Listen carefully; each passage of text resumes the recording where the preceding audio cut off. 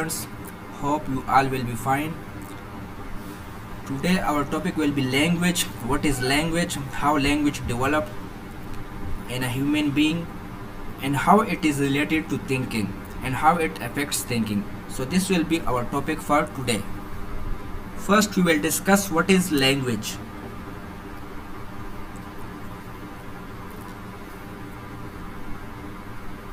As we know, language is a broad term. We use language in many ways, we define it in many ways. But what is actually language? Language is that component, and what are the components that distinguishes language from other forms of communication? Because we can communicate with other persons in many other forms of. There are many ways of communication, non-verbal communication, we say verbal communication. So is non-verbal communication included in language, or it is excluded from language? So here we can see that language is defined as those words which we spoke. I am speaking to you, I am speaking to you now. So this is language. Written, the slides the language is written. Some things are written. So that is language which communicates to you. I'll sign any different signs of which we see. For example, you are driving on a road and you see different signs which communicate you a language. You see a sign of mosque, you see a sign of highway, or other a sign of U-turn. So these signs communicate you certain things, and we define it as a language.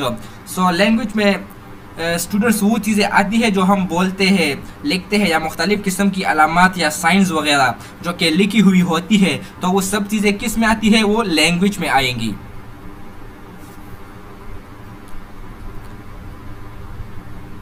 And what are the three factors of which language develop?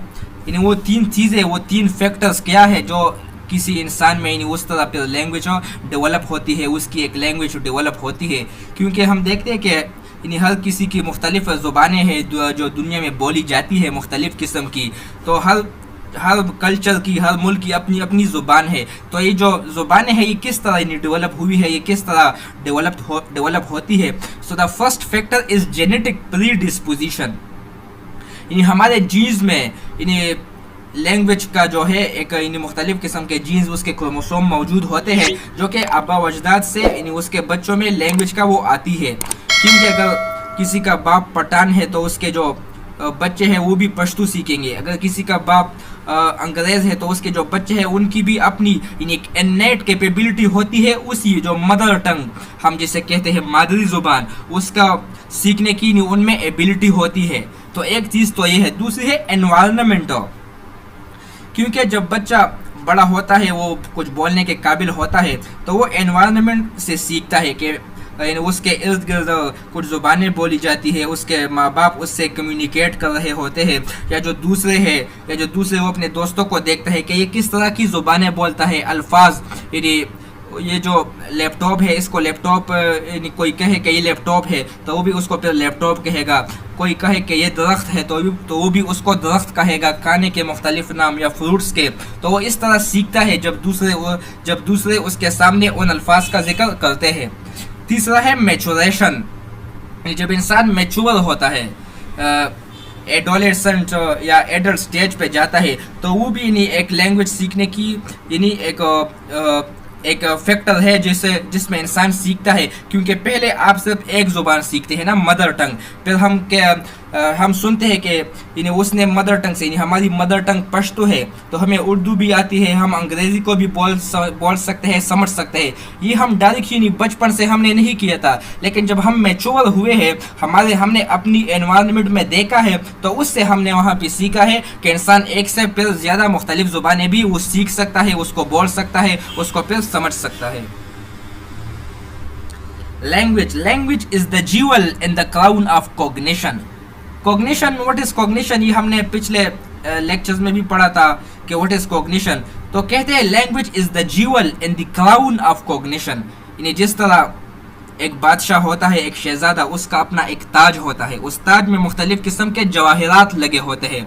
तो language को कहते हैं कि language is the jewel. तो language भी cognition जो cognition का जो ताज है उसमें मुख्तलिफ किस्म की प्रोसेसेस है, मेमोरी हो गया, थिंकिंग हो गई, मेमोरी, थिंकिंग, परसेप्शन, अंडरस्टैंडिंग। तो उसमें जो लैंग्वेज है उसका जीवल है, उसका एक खास किस्म का हीरा है कोग्निशन में।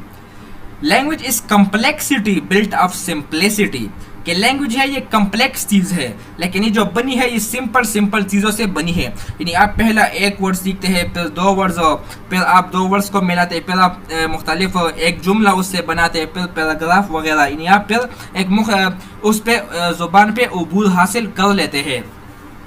तो यहाँ पे भी कहते हैं कि language is complexity built of simplicity, ये सिंपल चीज़ों से बनी है लेकिन लैंग्वेज एक कम्प्लेक्स चीज़ है। Language structure, what are the building blocks of language, of which language is made of? So there are three building blocks of language. We will discuss it all in detail. The first one is phonemes. The phoneme is the smallest unit of sound. For example, it can be one word, that is P, T, S, X. So these are the smallest unit of sound which can be of one alphabet. So that is a phoneme. The next one is morphemes and the third one is grammar. So these are the three building blocks of language, of which language is made, of which the language structure is made. So first one is phoneme. What is phoneme? Phoneme is the smallest unit of sound in language. जो language में जो sound का smallest unit है, अभी smallest आप इसको कहें ना स्मॉलेस्ट, तो जो इसका जो स्मॉलेस्ट यूनिट है स्मॉलेस्ट का खुद वो एस है। अगर हम एक एस को उठाए तो ये जो स्मॉलेस्ट यूनिट ऑफ इस साउंड का बनता है तो वो इसका क्या है, फोनीम है। And there are 40 phonemes in English language, of which 25 are made of vowel sound and 15 are made of consonant sound. So there are total 40 phonemes in English language. And the changes in phoneme, अगर हम इन phonemes को change करें, यानी उसके sound को change करें, तो उससे फिर मीनिंग भी मुख्तलिफ आते हैं। हम इन मुख्तलिफ किस्म के वर्ड्स है, यानी हम उसको एक तरीके से अगर उसको बयान करें, उसको बोले तो उसका अपना माना आएगा, लेकिन अगर हम किसी दूसरे तरीके से उसको बोले तो फिर उसका दूसरा माना आएगा। तो the changes in phoneme produces changes in meaning. And now what is morphemes? Morphemes are the smallest units of meaning, and it includes prefixes and suffixes. जो prefixes उसको कहते हैं जो हम वर्ड्स से पहले लगाते हैं, और suffix उसको कहते हैं जो हम वर्ड्स के बाद लगाते हैं। तो जो स्मॉलेस्ट यूनिट ऑफ मीनिंग में यानी कोई चीज़ आती है तो उसके फॉर एग्जांपल हम कहें कि प्रेडिक्टेबल, प्रेडिक्टेबल यानी आप उसको अंदाज़ा लगा सकते हैं कि आगे अब क्या होगा, लेकिन अब मैं इसके आगे प्रीफिक्स लगाऊंगा अनप्रेडिक्टेबल, तो इससे माना चेंज हुआ, और ये जो स्मॉलेस्ट यूनिट्स ऑफ मीनिंग इसको दिया यानी अन, यू एन, इसका अपना कोई माना नहीं है, लेकिन हमने अन को, यू एन को प्रेडिक्टेबल के साथ लगाया तो उससे पूरा माना उसका चेंज हुआ। अनप्रेडिक्टेबल मतलब आप उसको प्रेडिक्ट नहीं कर सकते, आप उसका अंदाज़ा नहीं लगा सकते। या प्रेडिक्ट, अगर हम सिर्फ कहें प्रेडिक्ट तो उसका एक वर्ड है, एक वर्ब के मानी में आते हैं ना, प्रेडिक्ट का ये मानी होगा यानी अंदाज़ा लगाना, लेकिन हम उसके आगे सफिक्स लगाते हैं, प्रेडिक्ट एबल, यानी एबल इसके आगे क्या है, सफिक्स है, तो इस एबल से इसका मानी चेंज हुआ कि yes this thing is predictable, that man is predictable, this the result of this match is predictable. So this changes meaning bye giving prefixes or suffixes to words, it can change the meaning of the words. And these are 1 lakh morphemes in English language. Now we can come to the third building block of language structure, which is grammar. What is grammar? Grammar is the system of rules that govern language. यानी हम language को, एक language है English, हमने उसको किस तरह लिखना है, किस तरह बोलना है, हमने यानी वर्ड का सेकंड फॉर्म कब लगाना है, थर्ड फॉर्म कब लगाना है, हमने पास्ट टेंस कब इस्तेमाल करना है, प्रेजेंट टेंस, तो ये सारे जो रूल्स है हम इसको क्या कहते हैं, इसको हम ग्रामर कहते हैं। Then grammar, two things are there in grammar. The first one is semantic, the study of meaning for morphemes, words, sentences. यानी मानी, किस चीज़ के क्या मानी है उसके मानी के मीनिंग के जो स्टडी उसको हम क्या कहते हैं, सिमेंटिक्स कहते हैं। And the other thing is syntax, rules for combining words into sentences. अब वर्ड्स को यानी आप इसको कहें ग्रामर की डिफिनीशन को अगर आप देखें तो उसका कहते हैं system of rules that govern language. इसमें 6 वर्ड्स है। अब इन 6 वर्ड्स को किस अंदाज में हमने इकट्ठा करना है कि इससे आपको एक सही मतलब समझ आ जाए, तो that is we called syntax, the rules for combining words into sentences. जब हम अल्फाज को कंबाइन करते हैं और उससे फिर जुमले बनते हैं तो वो किन रूल्स के मुताबिक बनेंगे, उनको हम क्या कहते हैं, उनको हम सिंटैक्स कहते हैं। लैंग्वेज डेवलपमेंट किस तरह होती है, तो जो फर्स्ट 4th मंथ है उसमें babbles speech sounds, babble speech sounds यानी आप यानी जो बच्चा कहते हैं वो बा पा का यानी इस तरह कहता है ना, मी यानी वो अम्मी नहीं बोलता, वो मी बोलता है, वो बाबा नहीं बोलता, वो बा, इस तरह यानी जो दो तकरीबन यानी हुरूफ से जो अल्फाज बनते हैं तो उसको यानी बेबल स्पीच साउंड है। तो पहले 4 महीने में बच्चा इस तरह यानी सीखता है। फिर जो नेक्स्ट जो 10 मंथ्स तक वो बेबल्स हाउस होल्ड लैंग्वेज यानी फिर वो बेबल्स को यानी उसको फिर वो कमांड हासिल कर लेता है, फिर वो अम्मी बोलेगा, बाबा बोलेगा, या पानी या इस तरह बोलेगा ना, यानी रोटी वगैरह। तो इस तरह फिर वो यानी उसको फिर यानी इतना समझ आ जाता है, वो फिर यानी उस बेबल से भी फिर यानी 3-4 हुरूफ का वर्ड वो फिर बोल सकता है। फिर जो 12 महीने तक वो मुकम्मल 1 वर्ड स्टेज यानी वो फिर एक लफ्ज़ को वो मुकम्मल क्या कर सकता है, वो बोल सकता है। फिर 24 महीने यानी 2 साल तक बच्चा वो 2 वर्ड स्टेज तक पहुंच जाता है, जब वो यानी 2 या 2 से ज़्यादा अल्फाज को वो फिर बोल सकता है कि मुझे या पानी दो या दूध मुझे दो। तो इस तरह वो कह सकता है, यानी उस तरह वो फिर 2 वर्ड से को भी वो फिर बोल सकता है। फिर 2 साल के आगे फिर वो मुख्तलिफ जुमले बनाना वो शुरू करता है, वो सीख जाता है कि अभी मैंने वो जुमला बोल सकता है। उसको फिर इतना ही नहीं उसकी डेवलपमेंट हुई होती है 2 साल के बाद कि वो फिर जुमले बोलना आहिस्ता आहिस्ता शुरू करता है कि उस किस तरह उसने जुमले बोलने हैं। अच्छा, the next thing is theories of language development. There are many scientists or psychologists which define language development, that how a language is developed in a person or in a human being. So we will discuss here the 2 of the main psychologists. Skinner is a psychologist, but Noam Chomsky is not, but he is a linguistic. He has done many work in literature. So we will see how these 2 the main philosophers or thinkers of today's world, they define language development, that how language is developed. So we will first start from B.F. Skinner, how he defined language development, that how language is developed in a person. हमने पिछले lectures में पढ़ा था कि language B.F. Skinner का जो main काम है वो ऑपरेंट कंडीशनिंग में है, जिसमें रिवार्ड होता है, पनिशमेंट वगैरह, यानी उस चीज़ पे यानी जो एसोसिएशन होती है वो इस किस्म की हो, जो कंसिक्वेंसेस को फिर यानी कंसिक्वेंसेस को फिर बंदा देखता है और उससे यानी वो चीज़ों को सीखता है, उस तरह उसकी लर्निंग होती है। तो पहला है एसोसिएशन।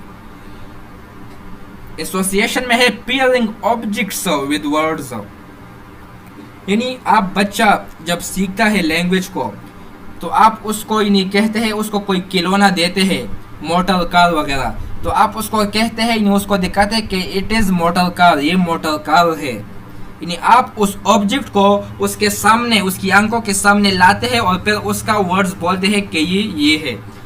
आप उसके यानी उस बच्चे को आप यानी अपने बाबा को देखते हैं, उसके बाप को, और उसको कहते हैं कि ये आपके बाबा है। तो फिर वो जो बच्चा है वो यानी उस ऑब्जेक्ट्स को, उस चीज़ को उस लफ्ज़ के साथ उसको पेयर करता है कि ये जो चीज़ मेरे सामने है, ये जो बंदा मेरे सामने है, इसका ये नाम है या इसका ये नाम है। तो इस तरह वो सीखता है, यानी पेयरिंग के जरिए जो ऑब्जेक्ट्स है वो वर्ड्स के साथ उसको कनेक्ट करता है। फिर दूसरा है इमिटेशन। इमिटेशन मीन्स यानी कॉपिंग करना, किसी चीज़ की मिमिक करना, यानी उसको उसी तरह ही दोहराना। तो words and syntax modelled by others, यानी बच्चे को हम किस तरह लैंग्वेज सिखाते हैं, हम उसको कहते हैं कि आप यानी मेरे पीछे, हम उसको कहते हैं कि पानी, तो वो कहता है पानी, यानी वो हमारे पीछे बोल रहा होता है, हम उसको कहते हैं कि ये लफ्ज़ बोलो, तो फिर वो लफ्ज़ वो बोलता है। फिर तीसरा है री एनफोर्समेंट। री एनफोर्समेंट, अब बच्चे ने यानी सही नाम लिया तो फिर हम उसको क्या, उसको शाबाशी देते हैं, उसको कहते हैं कि हाँ आपने बहुत अच्छा बोला, उसके साथ फिर प्यार करते हैं, उसके साथ मोहब्बत करते हैं कि हाँ आप यानी बहुत माशाल्लाह उसको बोलते हैं। तो ये जो प्रेज है उससे फिर वो बच्चा उसमें कॉन्फिडेंस आता है और फिर वो इस तरह लैंग्वेज को वो सीखता है।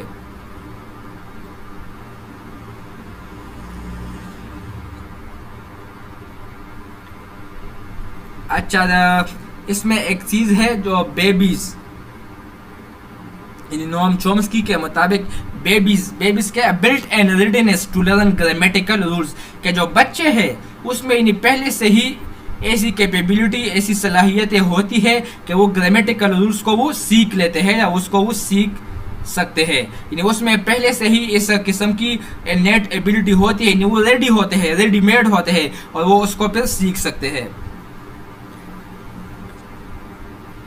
चाइल्डहुड यानी बचपन में, यानी जो बचपन में जब इंसान बचपन में उसका होता है तो उसमें कुछ एलिमेंट्स ऑफ लैंग्वेज को वो इन्हीं बेहतरीन तरीके से वो सीख सकता है, जिसमें है एक्सेंट। यानी एक्सेंट कहते हैं, हम कहते हैं ना कि यूके इंग्लिश हो, यानी या ब्रिटिश इंग्लिश या अमेरिकन इंग्लिश हो, तो इंग्लिश तो एक है लेकिन एक्सेंट हो, वो अल्फाज को किस तरह बोलते हैं, यानी वो जो एक्सेंट उसको कहते हैं, अल्फाज का बोलना आप किस तरह, पश्तो हमारी जो है वो इन मुख्तलिफ किस्म के उसमें लहजे है, तो ये जो है इसको कहते हैं एक्सेंट। तो कहते हैं कि बचपन में ये बेस्ट टाइम होता है किसी भी बच्चे के लिए कि वो एक्सेंट सीखे। Second language, those who learn it early learn it best, यानी जो दूसरी जुबान है वो इंसान कब इन्हें सीख सकता है, कि जो जितना जल्दी, जितना अर्ली किसी जो दूसरे जुबान को सीखेगा उतना ही उसको बेहतरीन तरीके से इन्हें उसको सीखना आएगा। अगर कोई शख्स 40 साल में कहे कि मैंने अभी इंग्लिश सीखनी है, और कोई कहे कि 15 साल का बच्चा आप उसको किसी इंग्लिश लैंग्वेज एकेडमी में डाले, तो जाहिर है जो 40 साल का बंदा है वो तो अभी उस तरह नहीं सीख सकता बनिस्बत 15 साल के बच्चे के। अच्छा, चोम्स्की के मुताबिक जो LAD के जो ग्रामर है, इन इंसान ग्रामर किस तरह सीखता है, या पास्ट से आपने प्रेजेंट किस तरह जाना है, प्रेजेंट से फ्यूचर, तो ये जो है ये भी बचपन में इंसान पर क्या कहता है आसानी से इसको सीख सकता है।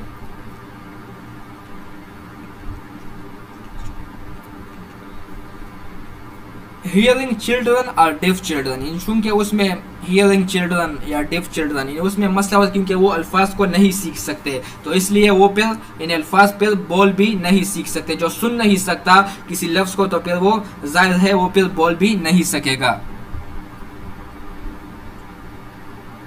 और किसी भी नोम चोम्स्की के मुताबिक कोई भी शख्स जो लैंग्वेज होती है उसमें वो कभी भी फुली उसकी लैंग्वेज लर्निंग कैपेसिटी कभी भी फुली उसमें डेवलप नहीं होती, कि वो बस हम कहे कि इसमें ये चीज़ जो है इंग्लिश लैंग्वेज इंग्लिश सीखने की कैपेसिटी इसमें बस अब फुली डेवलप हो गई, हालांकि इस तरह का कुछ नहीं होता।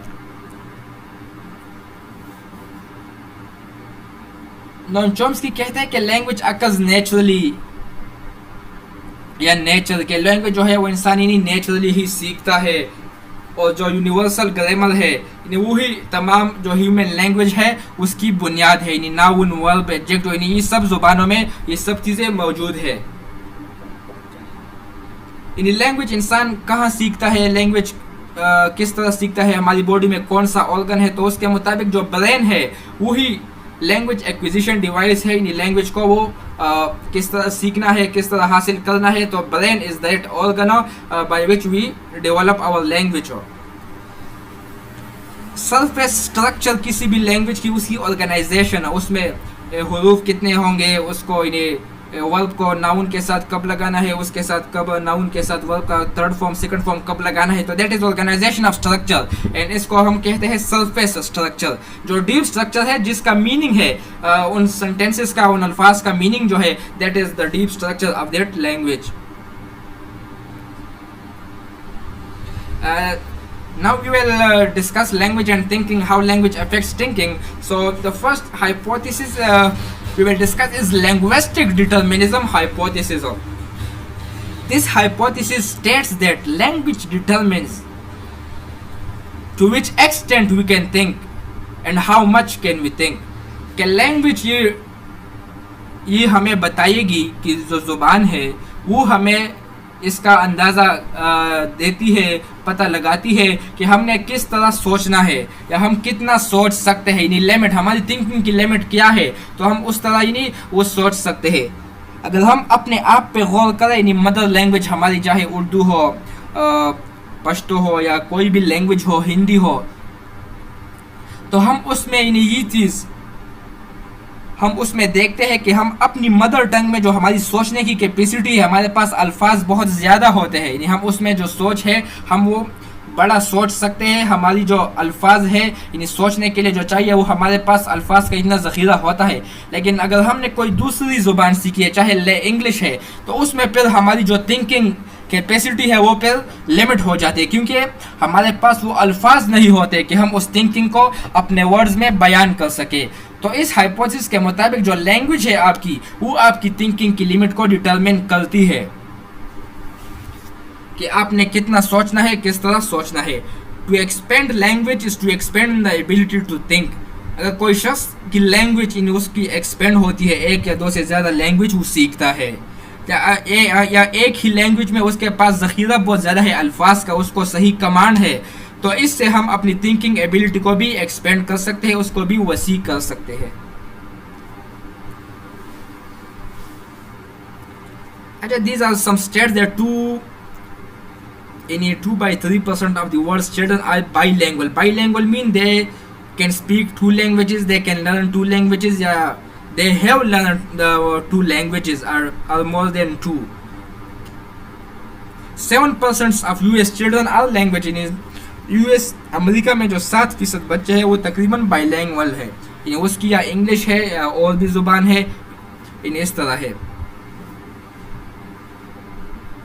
अच्छा, बाइलैंग्वल एडवांटेज, यानी 2 ज़ुबानें सीखने का, 2 से ज़्यादा ज़ुबानें सीखने का फ़ायदा क्या है। सो रिसर्च और studies suggest that they are more advanced in school. वो स्कूल में फिर अच्छे होते हैं, वो जब इंस्ट्रक्शन उसको कोई देते हैं तो उसमें भी वो उसको भी फॉलो अप करने में उनको बहुत आसानी होती है। उनकी मेंटल फ्लेक्सिबिलिटी, यानी उसका जो मेंटल थिंकिंग है वो फ्लेक्सिबल होता है, वो चीज़ों को मुख्तलिफ ज़ावियों से देखते हैं, और जो क्रिएटिविटी जो टेस्ट है उनमें भी वो बहुत ज़्यादा अच्छा परफॉर्म करते हैं।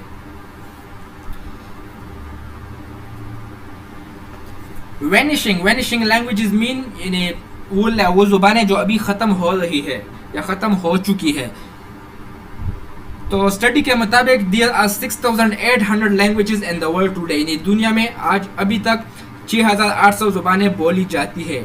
250 स्पोकन बाय 1 करोड़ और मोर पीपल, 10 लाख, और उसमें 250 ज़ुबानें ऐसी है जो 10 लाख या उससे ऊपर के लोग यानी बोलते हैं। यानी एक ज़ुबान चाहे उर्दू आप यानी उसको ले तो ये 10 लाख से ज़्यादा लोग, इसका मतलब है कि ये बोलते हैं। पश्तो है, पंजाबी है, हिंदी है, अंग्रेज़ी है, 250 ज़ुबानें इसमें इस तरह है जिसके जो बोलने वाले हैं उनकी तादाद 10 लाख से ज़्यादा है।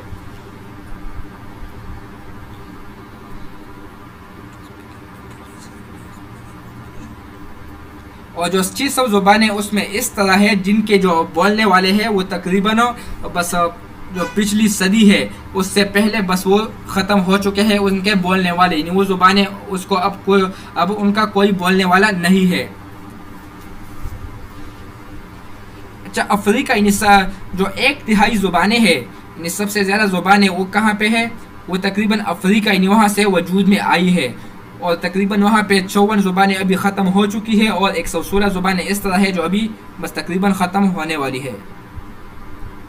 साउथ अमेरिका में 640 ज़ुबानें हैं और जिसमें 80% ऐसी ज़ुबानें हैं जो कि जिसके बोलने वाले 10,000 या 10,000 से कम है। अच्छा, ये सवाल भी है कि क्यों जो लैंग्वेज है उस तरह किस तरह यानी ज़ुबानें जो है वो क्यों इतनी तेज़ी से वो ख़त्म हो रही है, उसके बोलने वाले या गिर रही है। तो ये इस सवाल का भी आप भी इस पे रिसर्च करें, उसके वजह मालूम करें कि क्यों इस तरह ज़ुबानें जो है वो ख़त्म हो रही है। So today that is all from that is the topic for today. We will discuss the next topic and next lecture. Till then, thank you. Assalamu alaikum.